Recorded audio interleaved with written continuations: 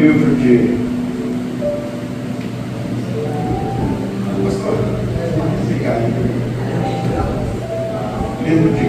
Gálatas, capítulo 1, a partir do verso de número 6.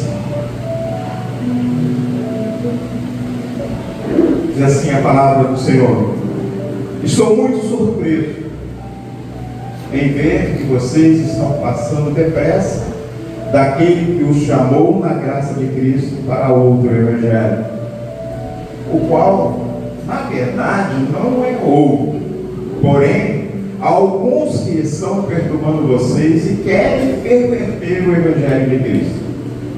Mas, ainda que nós, ou mesmo um anjo, vindo do céu, pregue a vocês um evangelho diferente daquele que temos pregado, quer seja ele anátema. Verso 9.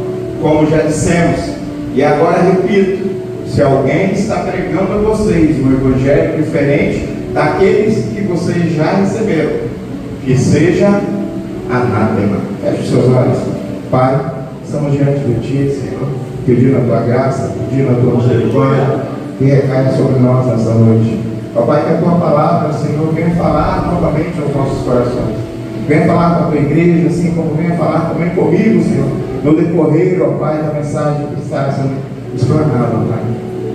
Só venha, Senhor, estar no nosso meio, que venha nos enriquecer, que venha, Senhor, nos fortalecer, abrindo a nossa mente e o nosso entendimento. Isso é que eu te peço nesta noite, em nome do Senhor Jesus. Amém?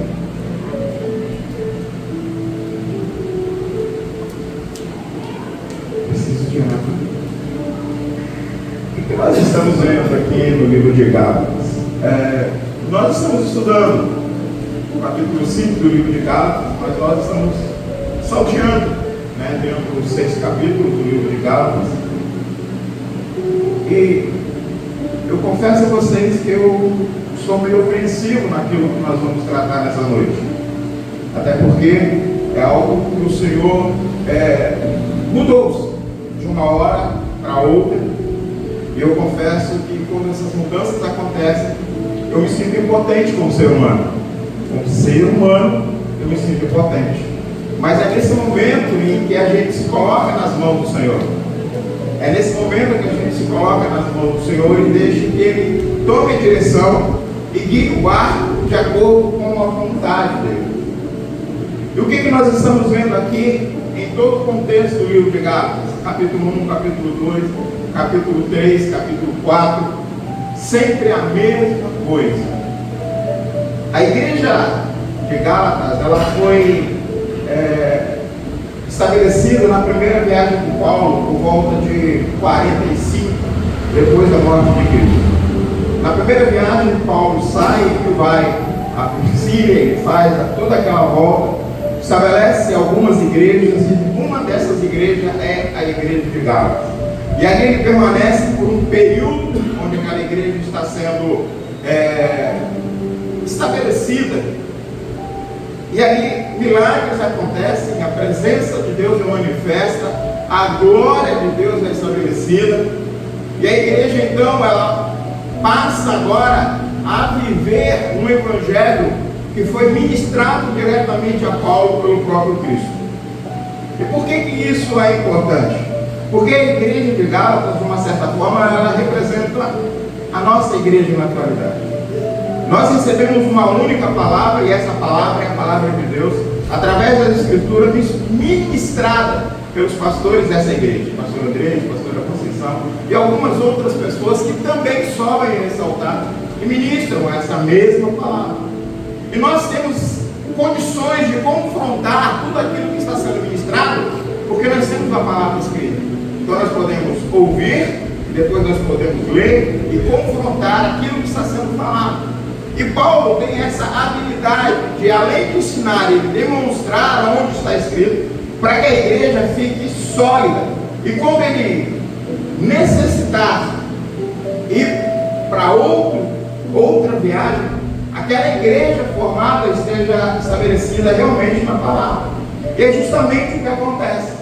Passa-se agora 3 anos, Paulo então vai fazer a sua terceira viagem.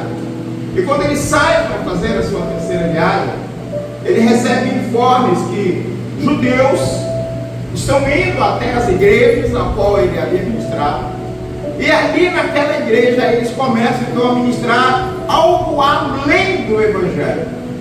Nós já vimos isso dentro da escola bíblica, que nós chamamos de heresia, que é quando você, além da salvação, você começa a atribuir mais alguma coisa a ela. Por exemplo, a salvação ela é provida em Cristo, mas algumas pessoas dizem que além disso eu preciso fazer isso e mais isso.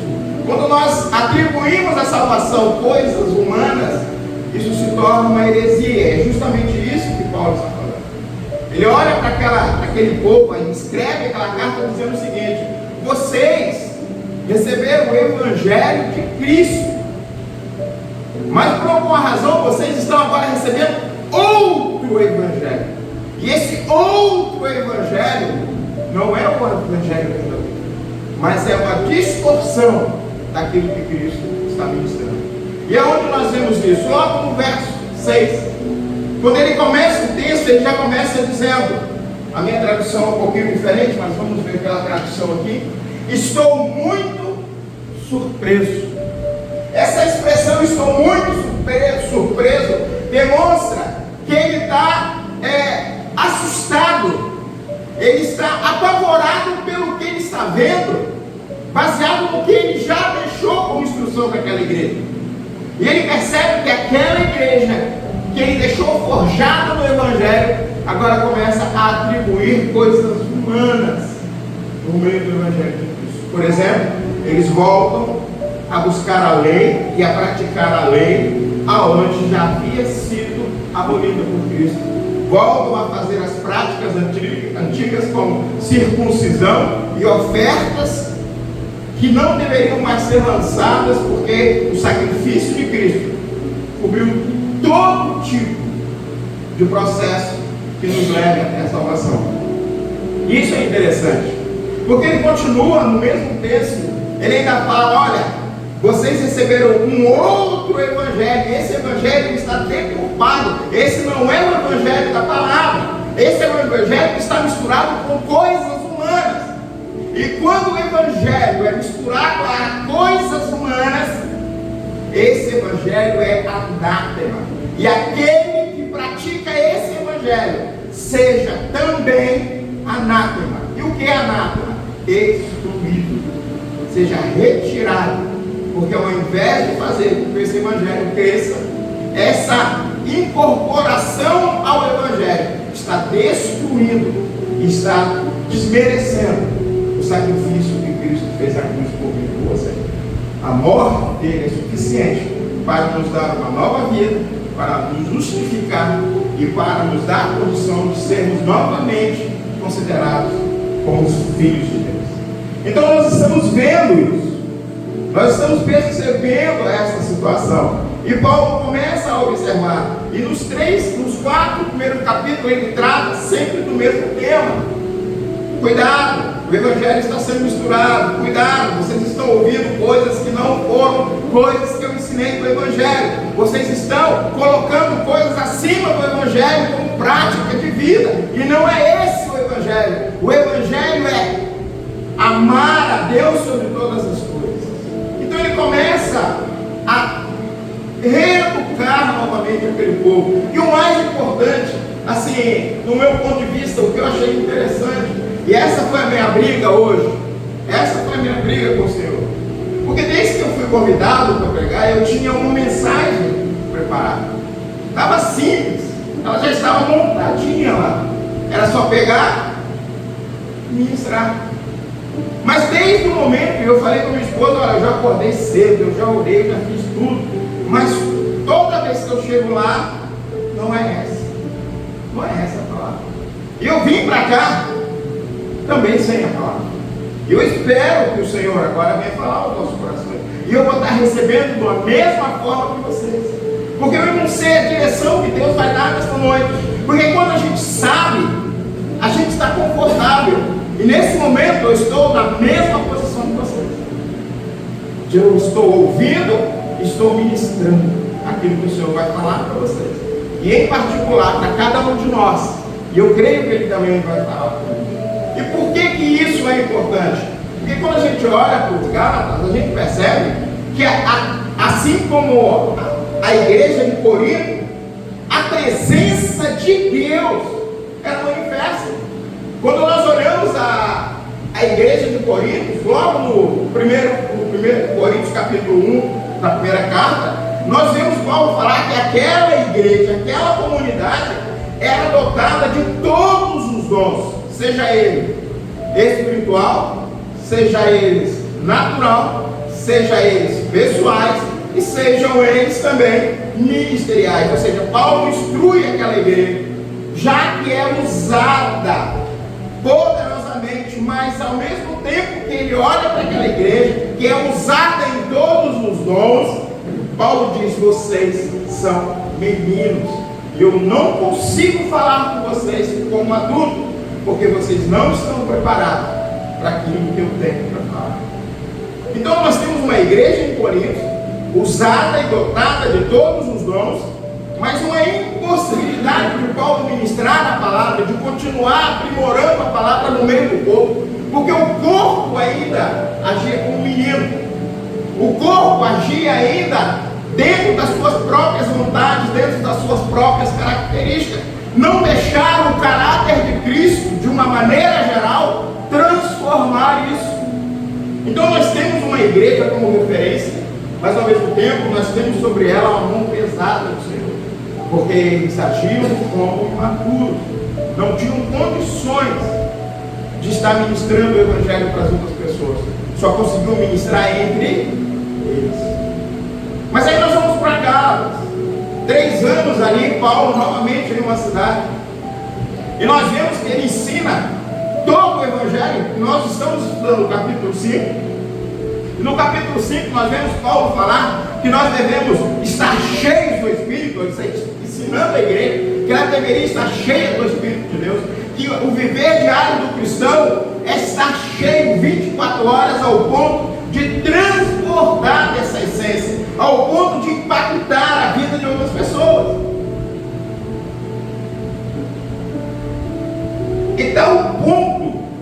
A tal ponto que Paulo fala em Gálatas 3, 27, Gálatas 3, 27, eu lembrei o cara de agora, Gálatas 3, 27, ele fala o seguinte: porque todos vocês foram batizados e de Cristo se revestem. Ou seja, aquela comunidade havia sido batizada em Cristo. E o que é ser batizado em Cristo? É ser colocado pelo Espírito Santo dentro de Cristo. E dentro de Cristo eles se revestiram da graça e do poder da manifestação do próprio Pai, através do Filho. Então era uma igreja que tinha a presença de Deus ali. Mas mesmo a presença de Deus fez com que eles corrompessem o Evangelho pregado por falsos ensinamentos que estavam sendo ministrados por outras pessoas no meio da igreja. Isso é triste. Isso é triste. Por que isso é triste? Porque a Bíblia fala que de uma mesma fonte não pode jorrar água doce e água salgada. Mas uma mesma fonte tinha a presença de Deus, mas consequentemente, tinha uma igreja que estava sendo corrompida por um evangelho fraudulento e deturpado. Por que isso é importante nós sabermos? Porque eu fiquei preocupado eu fico muito preocupado quando eu começo, eu já falei isso algumas vezes, e às vezes eu falo isso dentro da escola bíblica. Eu fico preocupado quando a Bíblia me apresenta repetições do mesmo fato. Nós vimos isso na carta aos Coríntios, uma igreja dotada de dons e capacidades, mas era imatura para ouvir o Evangelho. Então, se ela era dotada de dons e capacidades, era uma igreja onde a presença de Deus se fazia presente. E nós vemos isso 1 Coríntios 3,16. A pergunta que Paulo fala é interessante. 1 Coríntios 3,16. Vocês não sabem que são o santuário de Deus e que o Espírito de Deus habita em vocês? Olha, vocês não sabem, então, será que vocês esqueceram que vocês são o santuário de Deus? E por serem o santuário de Deus, o próprio Deus habita em vós. Será que você está começando a entender o que Paulo está tratando aqui nessas duas cartas? Será que você consegue entender a importância de você compreender o que as Escrituras falam e não simplesmente ficar com aquilo que nós achamos que seja o correto? Porque eu fiquei muito preocupado em ter que falar sobre a presença de Deus. Porque todos nós sabemos que nós não vamos conseguir viver nessa face como servos sem que a presença de Deus esteja realmente em nós. É impossível viver nesse mundo e não ser contaminado por ele se a presença de Deus não estiver em nós. Se a presença de Deus não for ativa em nós. Mas o que nós estamos vendo aqui? Duas igrejas que tinham a presença de Deus, mas ao mesmo tempo estavam, uma imatura, porque usava os dons da sua totalidade, mas não compreendiam a palavra. Outra aprendeu da palavra, tinha a ação e a presença de Deus no meio dela, mas se corrompeu por dar ouvido a um outro evangelho totalmente. E eu vou frisar isso. Eu não sei por que eu tenho que frisar, fazer igual o pastor. Não sei por que eu estou falando isso, mas eu sei que Deus está cobrando algo de mim. Eu não sei o que Ele está cobrando de vocês, mas eu sei o que Ele cobra. Então, quando eu comecei a ler as duas cartas, eu comecei a trabalhar. Isso é um esboço que eu ainda estou tentando preparar uma pregação, mas o Senhor não quer que eu prepare, simplesmente Ele fale. Aquilo que você falar é aquilo que a igreja precisa. Porque é muito fácil eu chegar aqui e falar para vocês: olha, é isso, é aquilo. Tá, vamos tentar fazer isso. Na escola bíblica a gente explica, a gente conversa. Mas aqui, todos nós somos também uma condição de certo. Da mesma forma que a palavra fala com você, ela fala comigo. Então a pergunta, ou seja, a indagação que me veio, e eu creio que talvez seja agora que está na sua mente, que deve ser a simples, como também foi simples de mim. Ué, mas então, por que é tão importante a presença de Deus na minha vida? Se mesmo com a presença de Deus eu posso correr esse risco. Eu fiquei indignado porque eu não tinha resposta para essa pergunta. Então eu comecei a buscar o Senhor, comecei a falar com o Senhor. E a resposta que o Senhor deu é simples.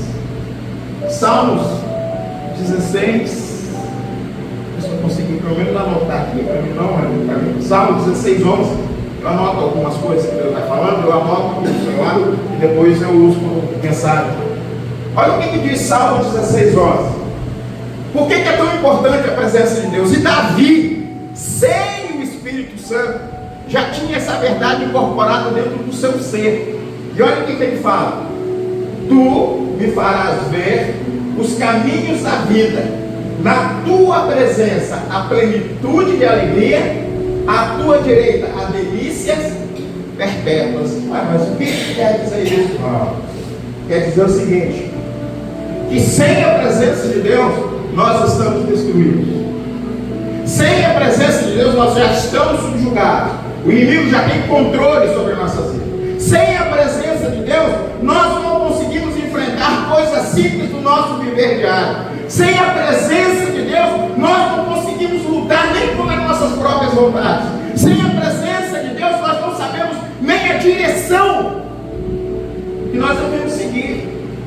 E Davi, ele chama a atenção para ele: a tua presença. Ele está dizendo isso, Senhor, da mesma forma que Moisés falou, Davi também está falando: olha, eu não consigo fazer nada sem que você esteja comigo, sem que o Senhor esteja comigo. Ó Pai, eu não consigo fazer nada. E isso me abriu os olhos. Quando eu li, me abriu os olhos. Por que me abriu os olhos? Preste atenção. Atos 2. O que acontece em Atos 2? A descida do Espírito Santo. Aqueles 120 homens e mulheres ali que não eram contadas foram cheias ou cheios do Espírito Santo. E o primeiro que se levanta é Pedro. Lembra do Pedrão que o pastor pregou semana passada? Lembra de Pedrão? O primeiro que se levanta. Eu não sei se você leu realmente Atos 2. Talvez você fez igual a mim. Eu fiz várias leituras da Bíblia. Passei por Atos 2 e nunca percebi. Nem olhei que estava escrito ali. Eu só ficava, nossa, poder, cheio de autoridade e poder. Eu vou buscar o Espírito Santo porque eu quero estar cheio de autoridade e poder. Mas quando você olha para a pregação de Pedro, você percebe que ele está repetindo exatamente o que você acabou de ler. Abra em Atos 2, verso 25. Eu li apenas o 11, mas se você pegar do 8 em diante, olha que Pedro, a pregação de Pedro, ele começa falando, porque Davi fala a respeito dele, dizendo, eu sempre via o Senhor diante de, lembra? Diante da tua presença. E ele continua, porque ele está à minha direita, para que eu não seja abalado. Verso 26, por isso o meu coração se alegra e a minha língua exulta. Além disso, também a minha própria carne repousa em esperança. Verso 26, porque não deixarás a minha alma na morte, nem permitirá que o teu santo veja a corrupção. A pregação de Pedro, depois de cheio, olha só que coincidência, e na Bíblia não tem coincidência. Davi não tem o Espírito Santo, e proclama que sem a presença de Deus, ele não é nada e não faz nada. E Pedro, com o Espírito Santo, declara, sem a presença de Deus, eu não sou nada e não faço nada. E nós, o que nós pensamos da presença de Deus? O que nós imaginamos que seja a presença de Deus em nós? Porque eu ouço muitas pessoas falarem da presença de Deus. E quando eu me choco, porque às vezes a gente fala da presença de Deus como se fosse um amuleto. Só que a presença de Deus, ela é principal, ela é essencial, ela não existe palavra para a vida cristã, não existe vida cristã sem a presença de Deus. Mas a presença de Deus é apenas um passo inicial. Nós não podemos viver dependendo da presença de Deus, porque é apenas o primeiro passo inicial, é a abertura, porque a partir dali a palavra vai nos direcionar para tudo aquilo que nós precisamos fazer para que a presença de Deus se torne ativa. Porque se não for dessa forma, Tiago 2,9 diz que essa presença de Deus é uma fé morta. Eu creio que Deus está comigo, mas eu não tenho mudança de atitude. Eu creio que a presença de Deus está em mim, mas eu não valorizo a fidelidade daquilo que o Senhor determinou para mim e para você, porque eu não leio a palavra. A presença de Deus não surte efeito em mim, porque simplesmente eu não consigo gerar fruto, e fruto digno. Porque se a presença de Deus fosse ativa em mim, a minha fé seria inabalável. Os frutos gerados seriam frutos dignos do arrependimento. E tudo que eu fizesse seria fiel àquilo que a palavra diz. E quando nós vamos lá para Hebreus 10:25, a fidelidade do cristão está em estar reunido. Nós vemos isso o tempo todo, lembra? Descida do Espírito Santo, Pedro está pregando isso em Atos 2. Agora olha o que acontece nessa pregação. Final dessa pregação, verso 47, olha o que acontece no final dessa pregação. Louvando a Deus e cantando com simpatia de todo o povo. Enquanto isso, o Senhor representava dia a dia os que iam sendo A presença de Deus gera resultado. A presença de Deus gera resultado na minha vida e no corpo de Cristo. Hebreus 10:25 diz isso. Não deixemos de congregar, porque quando nós congregamos, nós estamos trocando influências que são de Deus. Bota no verso 41. Antes ainda, por que ele está falando isso? Porque Pedro acaba de pregar, lembra? 25, 26, 27, 28, ele vai pregando ali. Verso 41. Então, os que aceitaram a palavra de Pedro foram havendo um acréscimo naquele dia de quantas almas? Quase 3 milhões. Você entende? A presença de Deus na sua e na minha vida tem que gerar vida. A minha vida não pode estar estagnada. Então, se eu tenho a presença, e essa presença que eu digo que é a presença de Deus, não está gerando vida, não está gerando fruto, não há amadurecimento, não há um mover, não há comunhão no corpo, anátema, seja destruído. É isso que Paulo está ensinando. E é isso que essa verdade vem para nós. E por que essa verdade vem para nós? Porque nós precisamos ser confrontados. Amados, eu amo quando eu sinto a presença de Deus. Eu amo sentir a presença de Deus no meio do louvor, na hora da pregação. Mas eu fico assustado, porque Jesus fala totalmente ao contrário. Olha o que Jesus fala em João 15, verso 4. Olha o que Jesus fala em João 15, verso 4. Se a presença de Deus é importante na minha vida, sentir a presença de Deus não faz efeito. Olha o que faz efeito: permanecer em e eu. Agora olha o conselho: como o ramo não pode produzir fruto em si mesmo, se não permanecer na videira, assim também vocês não podem dar frutos se não permanecerem. Você consegue entender que a presença de Deus na minha vida e na sua vida precisa gerar vidas? Eu preciso frutificar, você precisa frutificar, nós precisamos frutificar. Verso 8, olha o que diz o verso 8: nisso é glorificado meu Pai, que vocês deem fruto, e assim mostrarão que são os meus. É muito bom saber que a presença de Deus está em mim, mas se essa presença em Deus em mim não se transformar em algo real, concreto, gerar atitudes, gerar transformação, gerar fidelidade à palavra, gerar vidas, o que acha que é essa? O que você acha que vai ser? Nós precisamos nos enfrentar e nos confrontar com a verdade. Nós precisamos sair desse comodismo que nós estamos vivendo.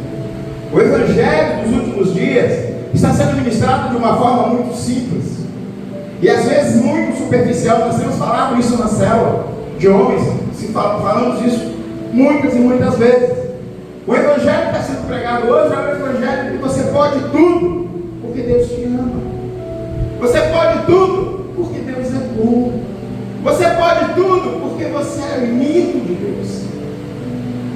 Só que o Evangelho, ele é duro. E a palavra diz que o próprio discípulo é o que faremos nós, com palavras tão duras. Só que nós, que somos o corpo de Cristo hoje. Palavra pesada é essa? Só eu não estou falando não, querido. Eu também estou recebendo igual a você. Eu também estou sendo aplicado em mim o mesmo corretivo que está sendo aplicado em você.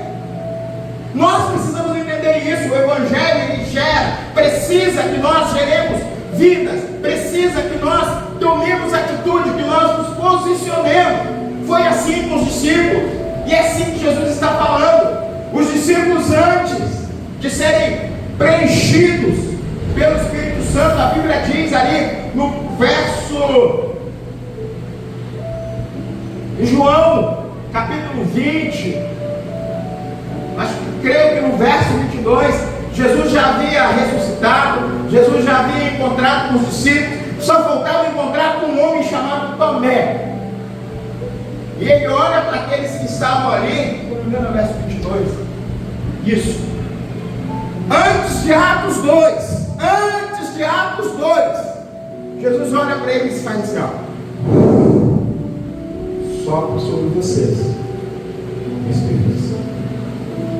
E agora que vocês estão com o Espírito Santo, aguardai, porque lá será derramado sobre vocês autoridade e poder, para serem minhas testemunhas. Essa é a palavra do Senhor. E havendo disso isso, soprou sobre eles e lhes disse: recebam o Espírito Santo de Deus. Ronaldo, não quer dizer que, de uma certa forma, nós já recebemos esse Espírito já. O que nós deveríamos buscar é estar cheio. Só que estar cheio demanda compromisso. Estar cheio demanda responsabilidade. Estar cheio demanda propósito. Estar cheio demanda a direção que Deus quer para você e para mim. Por isso que tanto os coríntios como agora em Gálatas, eles passam pelos mesmos problemas. Tinham fortemente a presença, mas o propósito estava obstruído. A visão da vontade de Deus sobre eles estava tapada. Os olhos, os ouvidos, a mente estava encoberta por causa do poder que estava com eles. Mas, amados, poder não é tudo. Poder é responsabilidade de realizar as obras que o Senhor determinou para você. Você acha que eu não estou sofrendo? A minha esposa sabe. Eu falei para mais uma pessoa aqui nessa igreja antes de entrar. E essa pessoa olhou para mim e falou assim: e agora, principalmente? Então, da mesma forma como você está recebendo, eu também sou. Da mesma forma como o Senhor está tratando comigo algumas áreas da minha vida exatamente agora, eu creio que Ele está tratando a vida de muitas pessoas aqui.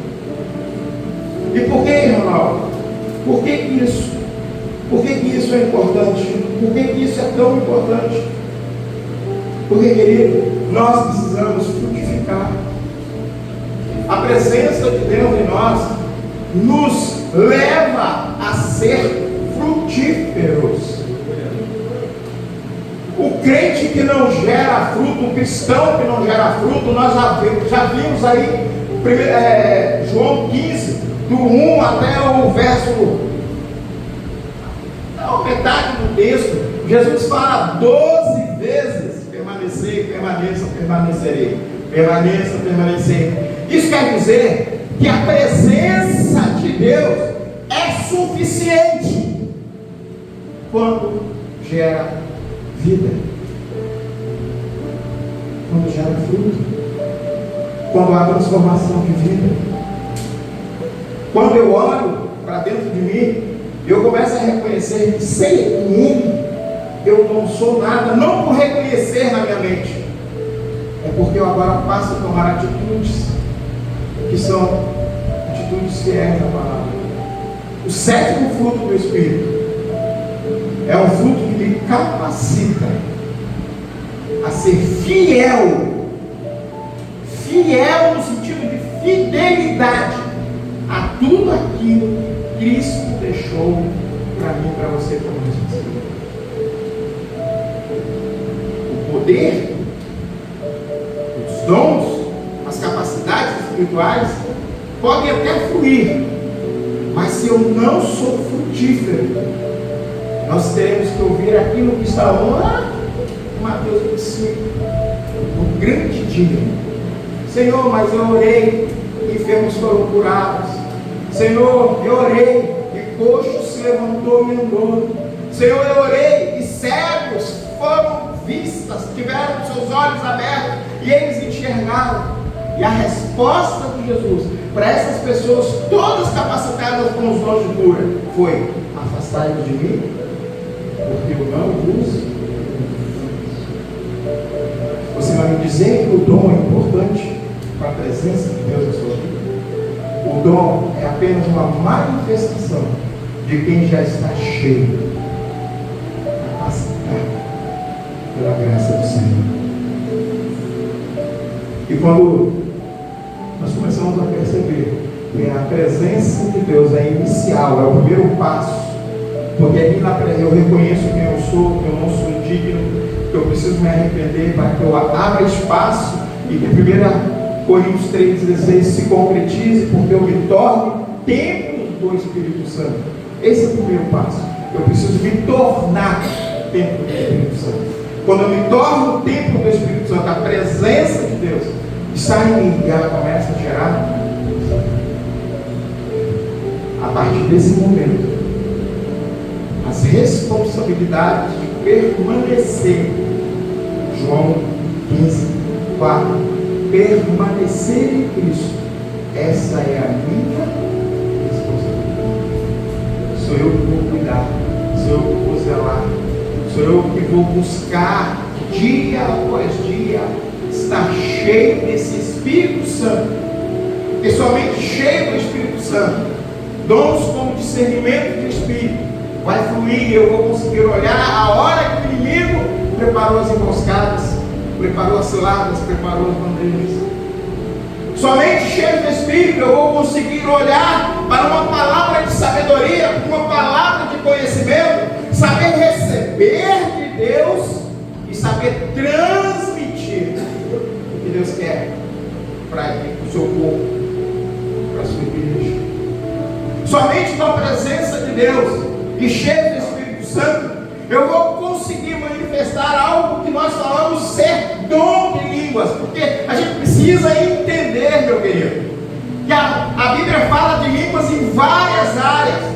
Não é necessário, eu vejo um absurdo às vezes que as pessoas, eu preciso falar em línguas. Querido, esteja cheio do Espírito e você vai falar em línguas. Porque isso não está acoplado ao batismo, está acoplado ao Espírito Santo.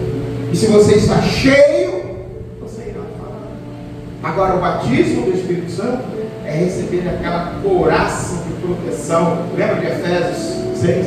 Aquela couraça que te reveste de cima e embaixo, te dá a ousadia de lutar, a ousadia de falar, a capacidade de andar em meio a carne de vidro, a espinhos, e não ser atingido. Nós precisamos sair desse campo de nada e entrar para a realidade do Evangelho. A realidade do Evangelho é: Cristo precisa permanecer permanecendo em mim. Eu estou cheio da presença. O departamento de Deus também é assim. A gente tentou, a gente vai ensaiar uma coisinha aqui.